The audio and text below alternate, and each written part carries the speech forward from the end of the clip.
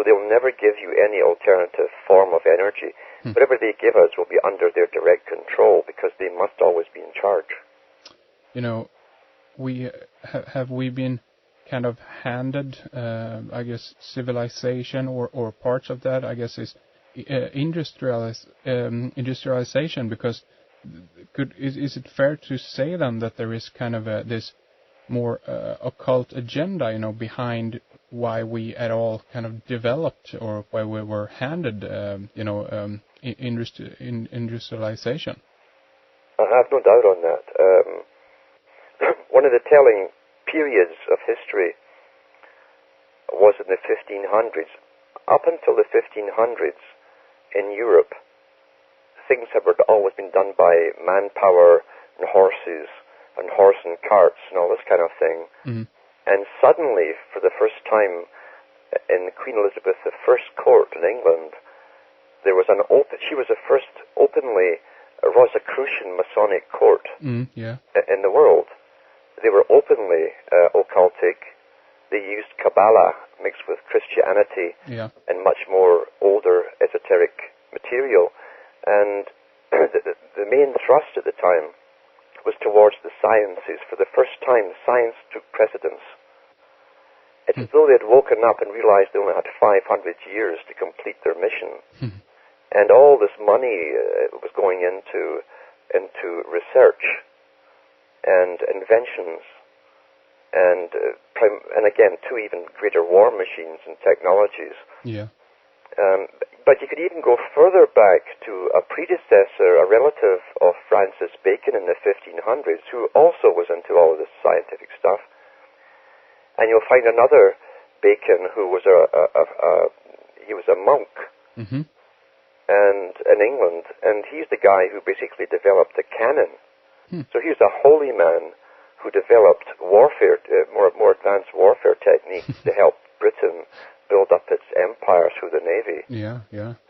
So there's a thread of what they call the underground stream in the old occultic language, which is a knowledge that's passed down through research, which is always kept quiet to the public, because the public are not allowed to share this power. All knowledge is power, so you keep power secret. But from the 1500s onwards, all of the thrust was towards scientific inventions. And money was of no problem at that time. Right into the 1700s with steam engines, big money was behind all of the research to get this on the go. And they seemed to know exactly where they wanted to go with all of this.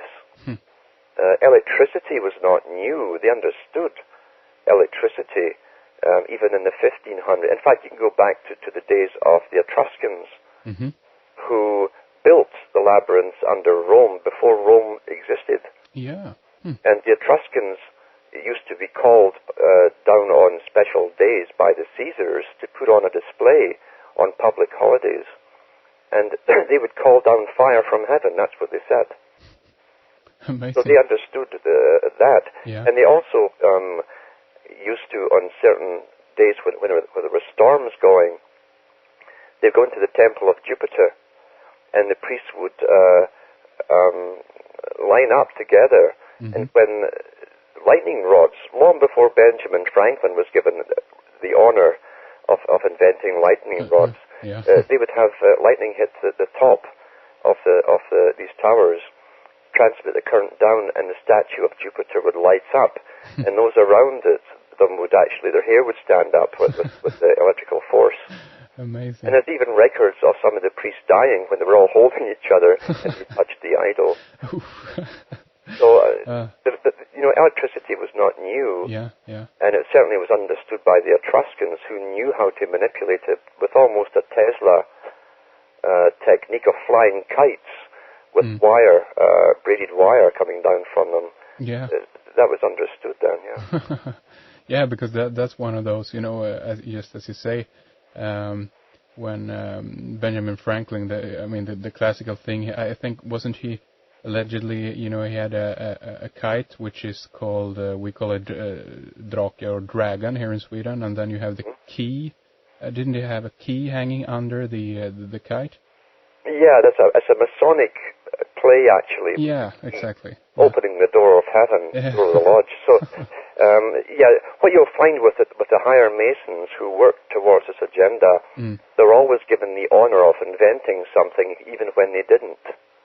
Yeah. So it's an honorary thing. They all wanted, even Thomas Jefferson, he was way more into inventions than Franklin. Especially to do with cryptology and cryptology machines, very intricate machines, which are on display in some museums in the U.S. Very intricate machines, almost made like clocks, and many, many codes. So they understood codes, thousands of special codes that the public were never given access to. Fascinating. And I want to tie back a little bit to what what we're talking about in the beginning. There are also reports coming out that there are, currently developing brain-computer interface technology, and also, of course, this is about connecting the brain, I guess, directly to the internet. And can we kind of also interpret this as kind of this, if not nothing else, this is certainly, a very Matrix-type quality to these kinds of reports, right? Absolutely, and those talks that they're given now and the little bits in newspapers are more to familiarize us with the inevitability of it, because what they're telling us is old stuff. Yeah, this stuff was done years ago, and even Sony, about 12 years ago, admitted in Japan that they had taken human brain tissue and grown it in specialized fluid and almost like huge petri dishes, interfaced them with silicon chips, and they could transmit signals right through the chips to the brain and vice versa. So this is all old stuff that they're telling us. Yeah. They want to familiarize us with the idea. I mean, could we play with the words regarding what, Internet, of course, is referred to as the World Wide Web, and there seems to be a kind of suggestion there that there either is a spider in there somewhere, or that we, easily can be trapped in this web. Do you think that this is intentional? There's no doubt. I mean, the whole. See, we live in an occultic world. Yeah. And we're given an exoteric reality. And even www on the internet is 666 in Hebrew. Yeah, exactly. So, and yes, you have the net. They call it the net. Yeah. And it's the internet. You bury the net. Interface. Once you're all connected, you won't be an individual. You bury the faces. We're all one. So this is all occultic terminology that's been spoken out, because in their reality, when we speak it out, we make it so for them. Yeah. And net is also 10 backwards, which is your binary code for this new language, which we'll all learn recently. We won't even have to learn it. It'll be downloaded into us.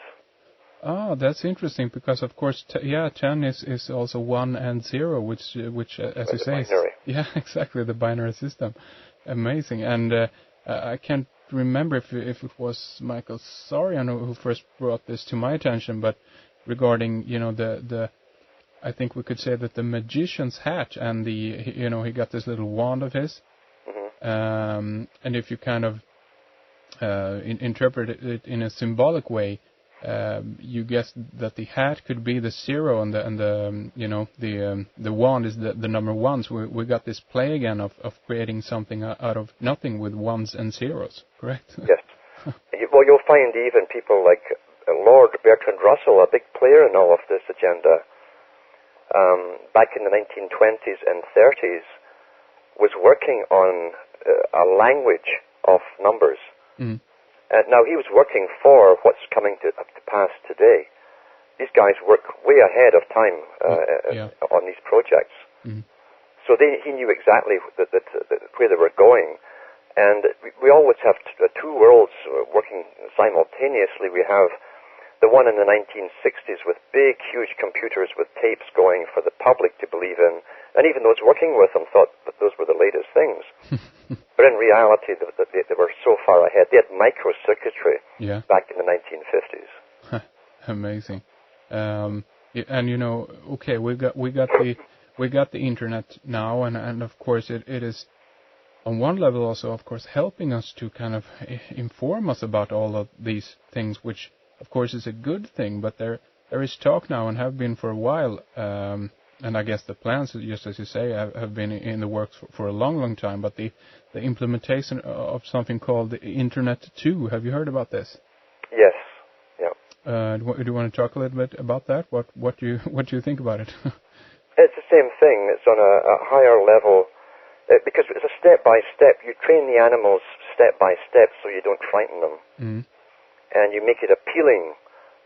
How you'll almost live in a virtual reality. This is aimed at the young. It works on the same psychology principle as hallucinogenic drugs. That's how they pushed the drug scene in the 60s. Was mind-altering experiences, altered states of consciousness.